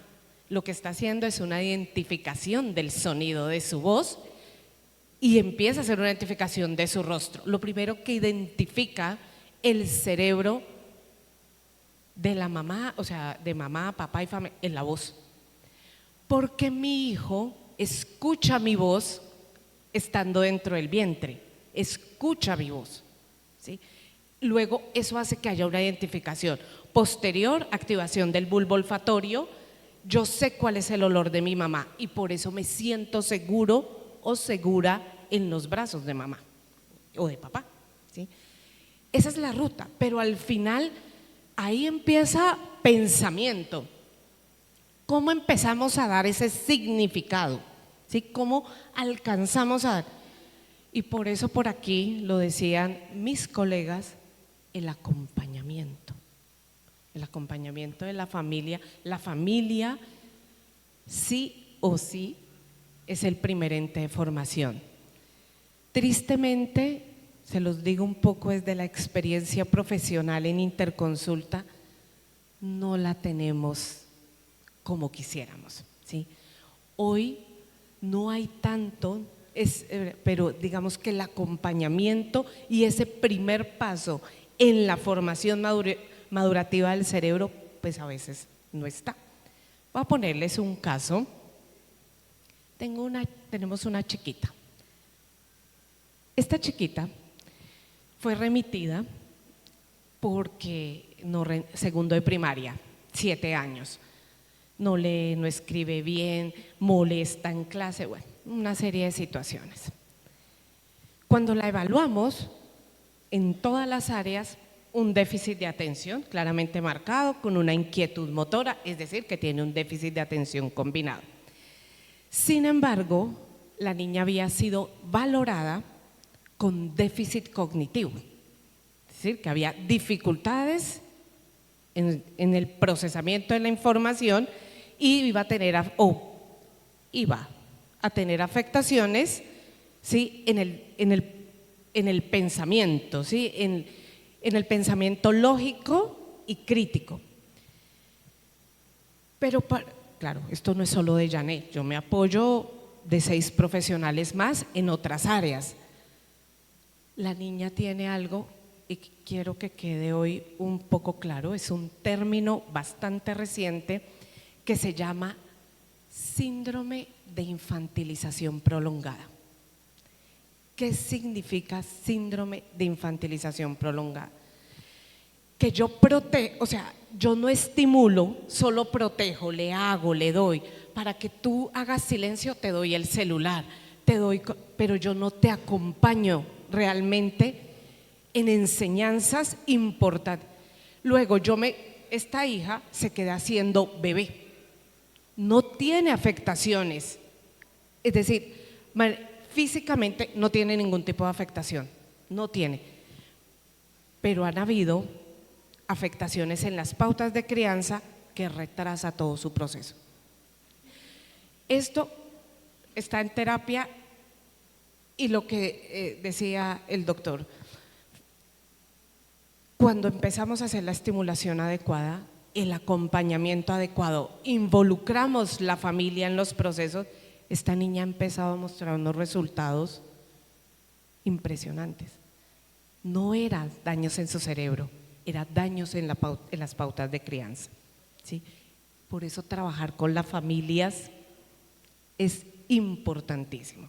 Entonces, al final necesitamos entender que todos los niños van haciendo un proceso semántico que parte desde la familia. Dentro de este ejercicio empezamos, ahora sí en la ruta, un poco que se evalúa, por ejemplo, en Colombia y en el mundo entero. 3 elementos. ¿Qué deben saber los niños, ¿sí?, desde muy pequeños? Saber. ¿Qué significa esto de saber? Si yo tengo 4 manzanas más 3 peras, ¿qué tengo? ¿Qué me da como resultado? 7 ¿qué? Frutas, ¿cierto? Me dan 7 frutas, ni manzanas ni peras. Tengo que meterlas en una categoría. ¿Qué contenidos he involucrado? Hablemos de contenidos. ¿Qué contenidos he involucrado en este ejercicio? Sumas, conjuntos. Yo tengo que tener claridad en el significado de frutas, o sea, de una semántica.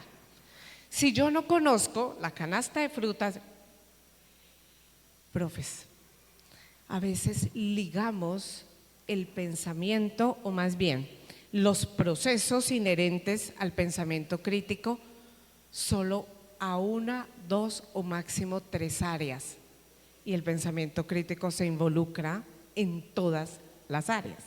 Cuando hablamos incluso de lectura crítica, no hablamos de lectura crítica en lenguaje, filosofía, sociales. ¿En matemáticas se podría hablar de lectura crítica? Sin duda alguna. Sin duda alguna, esto nos dejaría un panorama de esta ruta. Saber hacer. Yo quiero hoy decirles algo importante. Ojo, profes, con evaluar solo el contenido, ¿sí? Es decir, la memorización del contenido. Yo tengo actualmente un paciente y él fue estudiante mío, es un chico muy exitoso, ha recorrido buena parte del mundo, estudió en el extranjero y hoy atraviesa por algo que se llama, además, ¿qué es? Un diagnóstico, se llama crisis existencial. Muchas personas pueden confundir una crisis existencial con otro tipo de diagnóstico. La crisis existencial básicamente es un cuestionamiento sobre los procesos de vida. Él ha sido un chico muy estudioso, ¿sí? Y este chico yo lo conozco hace muchos años, claro, dejé de verlo, fui su profesora cuando él tenía 9 años. Bueno, ustedes no vayan a hacer cuentas, pero ya fue hace un tiempo prolongado y él era buenísimo y de verdad él es muy aplicado. Pero parte de esta crisis me decía, yo estudio, yo leo, pero cuando yo tengo que enfrentarme a ciertas situaciones de la vida, como que todo lo que yo he aprendido no me sirve de nada. ¿Qué pasa? No conecta. Si yo lo que aprendo en mi familia, de las vivencias del hogar, si lo que yo aprendo en el aula de clase, no en el aula, miremoslo como un currículo, o sea, como todo el quehacer pedagógico al interior de la escuela, no me sirve para enfrentar los desafíos de la vida, algo está pasando. Algo está pasando que no me está dando las herramientas para sobrellevar ciertas situaciones. Ahí es donde surge esta parte de saber interactuar. Fortalecimiento de habilidades sociales, espirituales, emocionales, ¿sí?, que son importantes. Hoy, si me lo preguntan, básicamente desde instituciones, ¿sí?, o desde organizaciones mundiales como la OCDE, por ejemplo, que evalúa pruebas PISA, diría hoy se vincula, y creo no, ahora en Colombia es exactamente igual, que vinculamos aprendizaje social y emocional, ciertas habilidades que me permiten a mí atender a la vida. Un estudiante puede ser muy bien estimulado en su cerebro y almacenar mucha información, y ustedes hacerle una evaluación y él responder. Pero si esos aprendizajes no les sirven para actuar ante diferentes situaciones que pueden suceder en la cotidianidad, no hay criticidad, o sea, no hay una postura crítica. Es decir, a mí no me sirvió hoy particularmente, y pues tristemente, claro, tengo a mi papito hospitalizado porque mi papá ha desarrollado una enfermedad que afecta el torrente sanguíneo, específicamente en las plaquetas. Si yo hoy no puedo entender cómo funciona la célula y el sistema celular dentro del torrente sanguíneo, ¿de qué habrán servido mis clases? Todo lo que he visto hasta este momento, de nada, para decir que dentro de los procesos autoinmunes influye mucho, ¿sí?, algo que se llama neurotransmisores. Entre las personas, por eso hoy tenemos tantos, el tema de este estudiante de crisis existencial, hace que tenga autoafectación, ¿sí?, que genere una afectación que pueda involucrarse en su salud, incluso física. ¿Por qué? Porque hay algo que se llama hiperpolarización neuronal.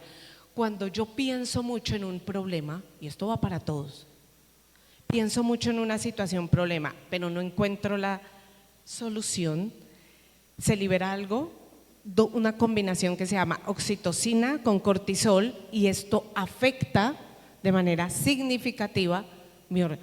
Y además creo que no hay solución, porque no puedo establecer calma, y esto genera una hiperpolarización neuronal. Entonces, dentro de los momentos de la clase, yo tengo en el saber que yo puedo desarrollar competencias y contenidos, estoy trabajando una ruta de evaluación en el pensamiento crítico. Pero si yo no lo llevo, decía aquí el doctor, no lo llevo a la vida cotidiana, a la cercanía, al contexto del estudiante, no voy a lograr mucho. Debe estar mediado por unas habilidades, cercanía con mis estudiantes. Entiendas el término cercanía, ¿no? Digamos que una interacción sana con mi estudiante, que yo pueda escucharlo, que pueda leerlo, que yo pueda entender que ese estudiante que está más callado de lo normal, que ese que de pronto vi solitario en el espacio de descanso, que que está teniendo muchos conflictos últimamente con sus compañeros, algo le pasa, ¿sí? Esta interacción es bien importante. Para eso vamos a presentar unas estrategias. Estas estrategias van a estar dadas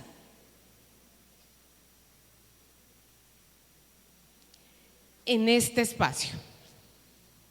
Esta es la clase. Aquí los voy a invitar a que conectemos neurociencia con pensamiento crítico. La pirámide atencional dice, lo primero que yo debo garantizar es focalizar la atención. Todos mis estudiantes con una disposición corporal y sensorial para que reciban la información. Que yo garantice que porque esté ahí sentado sin moverse, sin hablar, pues me esté prestando atención, pues no, pero al menos no está distrayendo al otro. Procuren, profes, que cuando empiecen su clase, ojalá, en lo posible, no haya nada sobre la mesa. Procuren. Para que puedan ustedes interactuar con el primer, ¿sí?, aspecto, elemento, ítem de la taxonomía de Bloom, ¿sí? Que es la columna vertebral del desarrollo del pensamiento crítico, y dice, para sumar, ¿cuál es la base de la suma? ¿Cuál sería el concepto de la base, o el concepto base de la suma? ¿Y el conteo de dónde viene? El concepto, o sea, yo digo 3 manzanas más 4 peras. Por aquí me lo dijeron. Agrupar, conjuntos. Si un niño no tiene esa noción de agrupar y categorizar, algo se llama en neuropsicología funciones ejecutivas, pues no va a poder sumar. Hoy tenemos una realidad. Los niños, me río por lo que les voy a decir, los niños a muy temprana edad, que esto, profes, no debería pasar, pero pasa, aprenden a sumar, ¿cómo decirlo? Como de una manera, no sé, casi que mágica, operativa. Estaba evaluando yo un niño y empezamos con la suma. Estaba yo evaluando, bueno, vamos a hacer 7 más 4. Y entonces empezó. Tengo 7, 4, niño de 8 años con dificultad. Me dice 11. Pongo un 1 aquí y llevo 1. Y yo, ¿y ese 1 qué es? No sé, pero se lleva. Entonces yo le dije, ¿quién dijo que? A mí me da mucha risa. Yo, que mi profe dice, lleva 1. Él nunca entendió, o sea, él dice, lleva 1, pero no sabe de dónde lo lleva. Pero yo le dije, lleva, no sé, pero lleva. Él no está comprendiendo. ¿Qué pasa? Tiene 7 unidades de lo que sea, tiene 4 unidades, ¿eso cuántas unidades me da? 11. Pero si yo agrupo por decenas, ¿cuántas decenas tengo? Una decena. Tengo un conjunto, una decena, y paso una unidad. ¿Me estoy haciendo entender? Porque por aquí dijeron, no es como lo digo, sino como me lo entienden. Es un poco de esta manera. Profes, los niños pasan de un juego en preescolar a una operatividad a veces en primaria. Y entonces vamos a leer. No importa eso sin sentido, yo estoy pendiente de cómo va decodificando y no cómo va comprendiendo. Por eso las matemáticas terminan siendo desagradables. Porque lo que tuvo que haber sucedido en los primeros años, no se dio. Yo tengo que tener claridad que, claro, es decir, si tengo en la realidad un conjunto, la casilla de unidades, 7 unidades de manzanas más 4 unidades de manzanas, 11 unidades. Pero como ya tengo una decena, ¿sí? Como tengo en la casilla de unidades, dejo la unidad que me sobra. Y la decena, que es una, la paso a la columna de decenas. ¿Me estoy haciendo entender? Pregunto, ¿sí? Si esto lo tiene claro el niño, empieza a disfrutar de la base de las matemáticas, que no es la suma ni la resta, es la agrupación, son los conjuntos. Y lo mismo sucede con las letras. Profes, todo esto solo para decirles que si yo no tengo claro cómo están mis estudiantes en algo que el Ministerio de Educación Nacional en Colombia ha determinado como andamiaje del aprendizaje o derechos básicos del aprendizaje, yo voy a seguir avanzando en temáticas sin que algunas sean comprendidas. Y esto que va generando el peor error en la cognición, vacíos conceptuales. Ténganlo en cuenta en una comisión de evaluación y promoción. Yo hoy tengo pacientes, profes, es más peligroso, toda la vida, es más peligroso promover a un estudiante que tiene vacíos conceptuales, pero como es juicioso, ni se siente, preferible pasar a que al menos no molesta, ni su mamá ni su papá tampoco. Pero no, o sea, sí porque además, pero cuando uno va a evaluar, a veces que es un poco más molesto, tiene mejores procesos que que tiene vacíos conceptuales. Esto es lo que garantiza el pensamiento, porque en Colombia y en el mundo entero, que por lo menos los que hacemos parte de la OCDE, somos evaluados a partir de acá. Esto es un poco implicación, pero en Colombia, lectura crítica, y todas, se evalúan a partir del nivel de comprensión. Que un estudiante, a través de la selección múltiple, pueda relacionar los textos, ¿sí? Algo que se llama intratextualidad, intertextualidad, y bueno, ya esto será motivo de otras charlas. Toda esta invitación, ¿a qué es, profes? Cuando ustedes estén planeando su clase, piensen en estas preguntas. No piensen en esto. Piensen en si la clase que yo estoy orientando, yo me estoy portando necia. Usted me dijo que me quedara allá y me pise a mover para acá.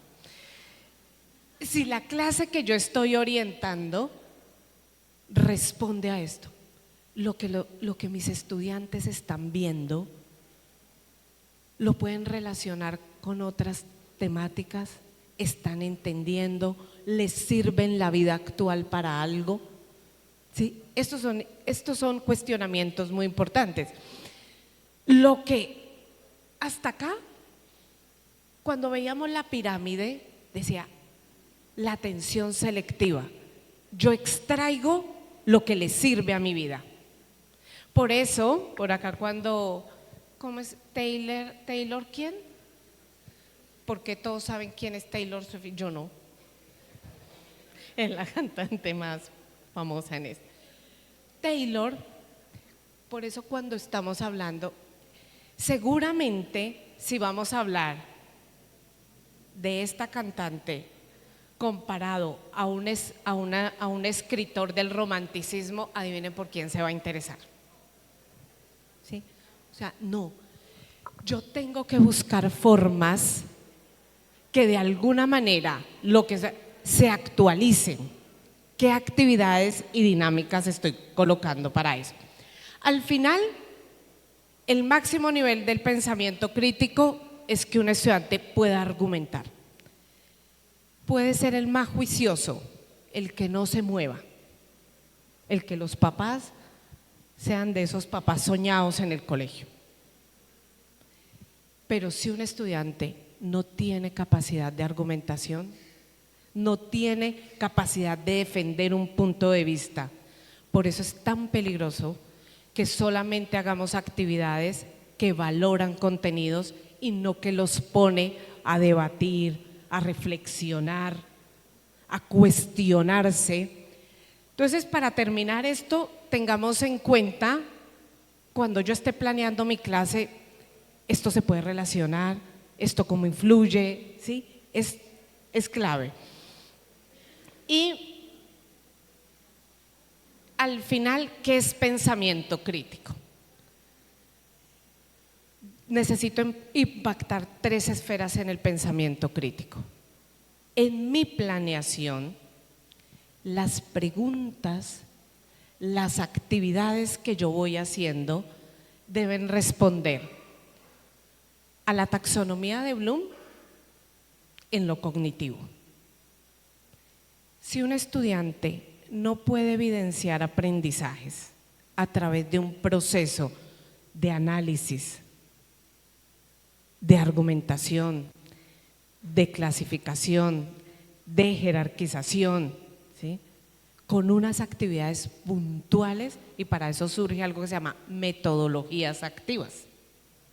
Las metodologías activas, lo mejor que puede pasar hoy hay dos metodologías que a mí me gustan mucho, muchísimo. Una, clase invertida, ¿sí? Es una metodología que propone que el estudiante consulte, investigue, cuestione, y ABP en sus 3 dimensiones: aprendizaje basado en pregunta, aprendizaje basado en problemas, aprendizaje basado en proyectos. Estas nos permiten abordar el pensamiento crítico en los procesos de evidencias de aprendizaje. Pero esta, si no le sirve para tener herramientas de vida, no sirve de nada. Un estudiante que sea 10 en todo, pero que su vida emocional, espiritual, no sea enriquecedora para él y los que están a su alrededor, entonces queda sesgado. Al final, ¿para qué nos sirve el intelecto? Para sortear situaciones, para no desfallecer ante los problemas. Hoy tengo que decirlo tristemente, yo hoy en el consultorio, tristemente lo digo, tengo muchos adolescentes y jóvenes. El rango de pacientes, o sea, del mayor rango, está aproximadamente entre los 17 y 30 años, con desesperanza de vida. ¿Sí? Mire, si ustedes me preguntan, profesionales, carreras exitosas, no, ya quisiera yo tener el salario que tienen muchos de ellos, ¿no? Ganan súper bien, pero tienen desesperanza de vida. Hay una ruptura afectiva en sus vidas y sienten que el mundo se acabó. No hay herramientas, entonces ya no hay pensamiento crítico, no puedo ver más allá, no tengo perspectivas de futuro. Entonces, todas las actividades que yo voy proponiendo en torno al pensamiento crítico deben impactar, deben ser muy sólidas en lo cognitivo, pero deben impactar en lo emocional y en lo social. ¿De qué nos sirve tener maravillosos científicos si en vez de ayudar a la humanidad la destruyen? Si creo o diseño herramientas que van a acabar con la humanidad, entonces ya puedo ser brillante. Si yo puedo ser brillante intelectualmente, pero si esas herramientas cognitivas que tengo no me permiten a mí sortear asertivamente una situación afectiva, pues tampoco sirve de mucho. Por eso todas las actividades que vamos proponiendo en el aula, pues al final sí deben impactar en una vida emocional y social para los estudiantes.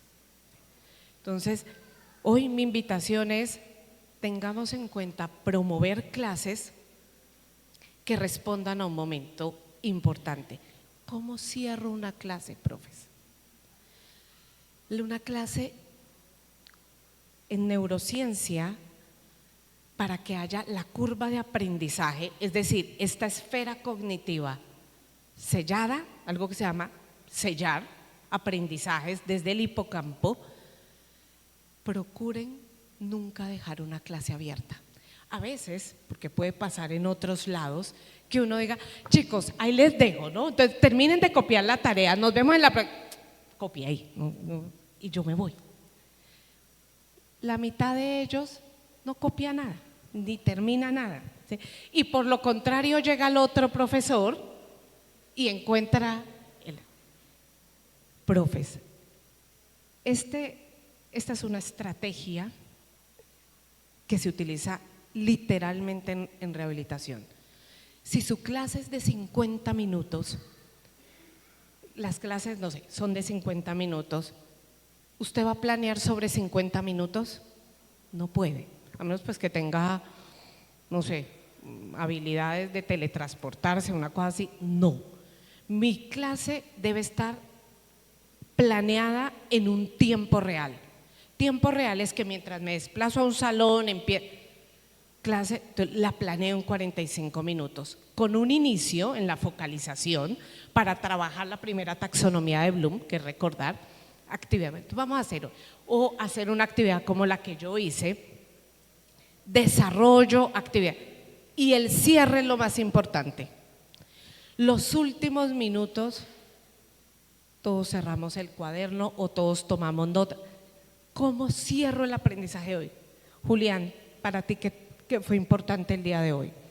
Daniela, ¿qué aporte te deja la clase de hoy? Que yo pueden haber 20.000 actividades, pero cerrar la clase es sellar, es automático, funciona.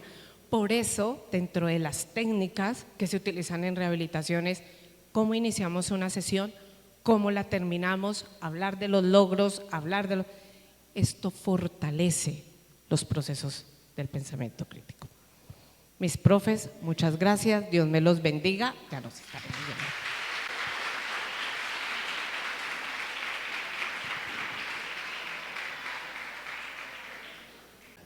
En este primer encuentro académico que hemos tenido como institución, queremos agradecer al doctor Luna, al doctor Medina, a la doctora Tinoco por lo que aportaron al gremio docentes y a cada uno de los que nos acompañan en esta tarde para enriquecer nuestro quehacer pedagógico.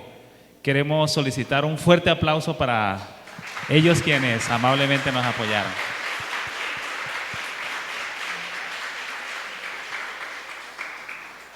Bueno, muchísimas gracias a todos. Damos por terminado este primer encuentro. Por favor, estén muy atentos porque no va a ser el único que vamos a tener en esta institución. Muchas gracias a todos por honrarnos con su presencia en esta tarde. El Señor les bendiga. Deseamos para todos una feliz tarde.